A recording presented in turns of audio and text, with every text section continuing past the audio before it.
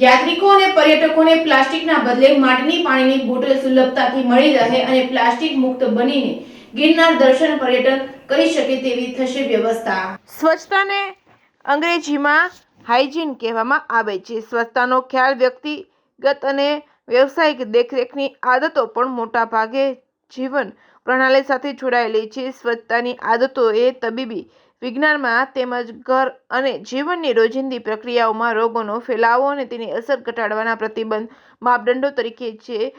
ત્યારે જન આરોગ્યની ખેવ ના થાય અને ગિરનાર સ્વચ્છ તથા પ્લાસ્ટિક મુક્ત બને તે દિશામાં જિલ્લા વહીવટી તંત્ર દ્વારા કલેક્ટર અનિલ કુમાર રાણાવસિયાના માર્ગદર્શન અને સાંસદ રાજેશ ચુડાસમા, ધારાસભ્ય સંજયભાઈ કોરડિયાના યોગદાન તેમજ ઉષા બેકરો કંપની તેમજ સવાણી ગ્રુપના સહયોગથી ગિરનાર પર્વત પર 120 જેટલા દુકાનધારકોને પ્રત્યેકને 5 વોટર જગ મળી રહે તે રીતે 600 વોટર જગ આજે ભવનાથ બોરદેવી ચેકનાકા પાસે આયોજિત કાર્યક્રમમાં વિતરિત કરવાનો કાર્યક્રમ યોજાયો હતો।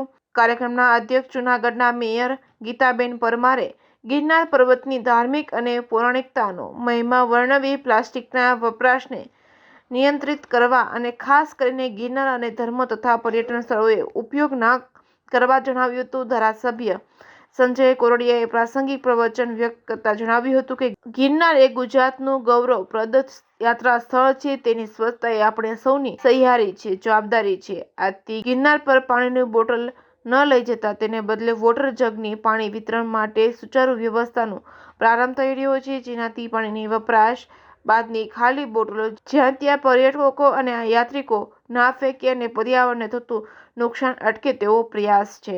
આ પ્રસંગે ઉપસ્થિત મહાનુભાવો અને ભવનાથ ક્ષેત્ર અને ગિરનાર સીડી પર રોજગારી મેળવતા દુકાનદારોને આવકારી ગિરનાર તીર્થક્ષેત્રને પ્લાસ્ટિક મુક્ત બનાવવા માટે આજે 120 જેટલા દુકાનદારોને 600 જેટલા વોટર જગ એનાયત થવા અંગે જાણકારી આપી હતી અને જણાવ્યું હતું કે ગિરનાર પર્વત પર નિયમિત રીતે સ્વચ્છતાની કામગીરી સેવાભાવી સંસ્થાઓ અને તંત્ર દ્વારા કરવામાં આવી રહી છે। આમ છતાં યાત્રિકો અને પર્યટકોમાં લોક જાગૃતિ કેળવાય અને ગિરનાર પર્વત પર પ્લાસ્ટિક જતું અટકે તે દિશામાં આજે સાંસદ અને ધારાસભ્ય દ્વારા તેમજ સવાણી ગ્રુપના સહયોગ સાથે વોટર જગની સવલત પૂરી પાડવામાં આવી છે। ગિરનારના પગથિયાના પ્રારંભ સ્થળે ગુજરાત પાણી પુરવઠા બોર્ડ દ્વારા 5000 લીટરની ક્ષમતા ધરાવતી શુદ્ધ પેયજળની વ્યવસ્થા કરવામાં આવી છે।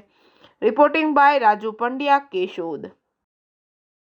જૂનાગઢ વહીવટી તંત્ર અને ફોરેસ્ટ ડિપાર્ટમેન્ટ દ્વારા આજે ગિરનારને પ્લાસ્ટિક મુક્ત કરવાના અભિયાન સાથે આજે પ્રથમ તબક્કાની શરૂઆત કરવામાં આવી છે કે જે દુકાનદારો છે એમની સાથે એક મીટિંગ કરી અને દરેક લોકોને એક કન્વિન્સ કરી અને એમના સહકારથી જે દુકાનદારો પ્લાસ્ટિકનું વેચાણ કરી રહ્યા છે અલગ અલગ ચીજોનું એ બંધ કરે અને એમનો પહેલા પાર્ટ રૂપે આજે પાણીની બોટલો બંધ થાય એમના માટે પ્લાસ્ટિકના કેરબા આદરણીય શ્રી સાંસદશ્રી અને ધારાસભ્યશ્રી બંને અને ખાસ કરીને ઉષા બેકરો અને સવાણી ગ્રુપ એ બંનેના સહયોગથી આજે 600 જેટલા કેરબા 120 દુકાનદારોને 5-5 કેરબા એટલે 600 કેરબાનું વિતરણ આદરણીય મેયરશ્રી, ડેપ્યુટી મેયરશ્રી, કલેક્ટરશ્રી, ડીસીએફશ્રી અને તમામ વહીવટી તંત્ર અને આજુબાજુના દુકાનદારો અને લોકોની સાથે આજે વિતરણ કરવામાં આવ્યું અને ખાસ કરીને અલગ અલગ પાણીની પ્લાસ્ટિકની બોટલો કેરબાથી પાણી આપે, માટીની બોટલો, કાચની બોટલો કરે અને ખાસ કરીને ક્યારેક બાયબેક કે પાછા આપે તો પૈસા પાછા આપે એક આયોજન કરી અને સુદૃઢ આયોજન સાથે ગિરનારને પ્લાસ્ટિક મુક્ત કરવા માટેનું આજનું અભિયાન છે। ખાસ કરીને વહીવટી તંત્ર અને વેપારી બંનેથી ખાલી પ્લાસ્ટિક મુક્ત થશે કે સુધરશે એવું નથી। જે પણ પ્રવાસીઓ આવે છે ને જે લોકો છે એમને પણ વિનંતી કરું છું કે આપ પણ આ ગિરનારને શુદ્ધ રાખવા માટે પ્લાસ્ટિક મુક્ત રાખવા માટે આપ પણ પ્લાસ્ટિક ન લઈ જાઓ, જ્યાં ત્યાં કચરો ફેંકો નહીં, ડસ્ટબિનમાં જ કચરો ફેંકો, કારણ કે બે હાથે તાલી વાગે એક હાથે તાલી વાગતી ક્યારે પણ નથી। તો સારી રીતે આપણે બધા સમજી અને જ્યાં સુધી સેલ્ફ ડિસિપ્લિન નહીં આવે ત્યાં સુધી આ અભિયાન આપણે પૂર્ણ નહીં કરી શકી। એટલે દરેક લોકો આની અંદર સહકાર આપે અને ગિરનાર અને ભવનાથ ક્ષેત્રને પ્લાસ્ટિક મુક્ત બનાવવામાં આજથી આપણે શરૂઆત કરી એવી અભ્યર્થના। વંદે માતરમ, ભારત માતા કી જય, જય જય ગરવી ગુજરાત। પ્લાસ્ટિક મુક્ત ગિરનારની નેમ સાથે અમે લગભગ છેલ્લા 2-3 મહિનાથી જે વિવિધ વેન્ડર્સ છે કે જેઓ પ્લાસ્ટિકની બોટલ્સ અને બાકીની પ્લાસ્ટિકની વસ્તુઓનું વેચાણ કરતા હતા એમની સાથે મિટિંગો કરી હતી અને આગામી સમયમાં કેવી રીતે આપણે પ્લાસ્ટિકનું બેન કરી શકીએ એની વિચારણા ચાલતી હતી. આ બાબતે ખાસ તો અમારો આશય એ હતો કે પ્લાસ્ટિક બેન થાય એની પહેલાં એક પ્લાસ્ટિકના ઓલ્ટરનેટ શું છે એ બાબતની વિચારણા ચાલતી હતી. એટલે એનું સંપૂર્ણ રીતે આયોજન થયું. એમાં અમે વિવિધ એજન્સીઓને આમાં એનરોલ કર્યા અને એમનું અને આ જે વેન્ડર્સ છે એમનું સાથેનું ટાઈપ કર્યું.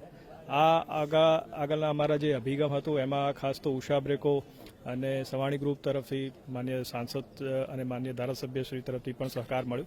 અને આજે આપ જાણો છો એમ 120 જેટલા વેન્ડરને દરેકને 5 એટલે કે 600 જેટલા આપણે કેરબાઓ આપ્યા છે 20 લીટરની કેપેસિટીવાળા. અને પાણી પુરવઠા દ્વારા જે તળેટી છે વિસ્તારમાં પાણી ભરવા માટેની પણ એમને એક વ્યવસ્થા કરી આપી છે.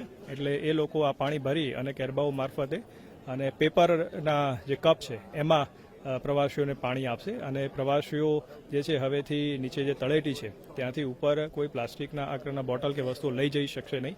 એનું જાહેરનામું પણ અમે ઇસ્યુ કર્યું છે, જેની કોપી આપ લોકોને પણ અમે આપીશું. એટલે આપના મારફતે મારે ખાસ પ્રવાસીઓને પણ વિનંતી છે કે આપ જ્યારે પણ જૂનાગઢ આવો, ગિરનાર પર આવો ત્યારે આપની સાથે કોઈ પ્લાસ્ટિકની વસ્તુ ઉપર ન લઈ જાઓ અને જે માટી છે, કાચમાંથી બનેલી જે બોટલ છે એનો ઉપયોગ કરો. અને પ્લાસ્ટિક સિવાયની જે પ્રોડક્ટ છે એમાં જ આપ આપના ફૂડ પ્રોડક્ટ કે વગેરે લઈ જાઓ. ઉપરાંત વચ્ચે જે ડસ્ટબિન વગેરે છે એમાં જ કચરાનો નિકાલ કરો. આપનો સહકાર રહેશે તો જ અમે ગિરનારને પ્લાસ્ટિક મુક્ત જે છે એ કરી શકીએ. ગિરનાર વેપારી એસોસિએશન પ્રમુખ રમેશભાઈ બાવળિયા તથા અમારા બધા વેપારી એસોસિએશનના સભ્યો, બધા દુકાનદારો, આજે અમારે આ ગિરનાર પ્લાસ્ટિક મુક્ત કરવાની વાત છે તો અમે બધા વેપારીઓ એને સહયોગ આપીએ છીએ. આજે આ કેરબા સરકારશ્રી દ્વારા, ધારાસભ્યશ્રી દ્વારા, કલેક્ટરશ્રી દ્વારા જે અને ભૂમિબેન કેશવાલા મેડમ તથા ફોરેસ્ટ દ્વારા આજે આ મીટિંગ રાખેલ છે. અને આ બધાને ફ્રીમાં કેરબા 5 દુકાનધારકોને એકને દેવાના છે. તો એ અમે સરકારશ્રીનો ખૂબ ખૂબ આભાર માનીએ છીએ. અને જે આ પ્લાસ્ટિક જે બોટલ હતી એ પણ અમે હવે ઉપર નથી વેચતા. અને અમે જે આ માટીની છે, મારી માટી મારા દેશ, એની બોટલું અમે વેચવા તૈયાર છીએ બધા. અને અમારા બધા વેપારીઓ સહયોગ આપે છે. અને સરકારશ્રીનો ખૂબ ખૂબ આભાર.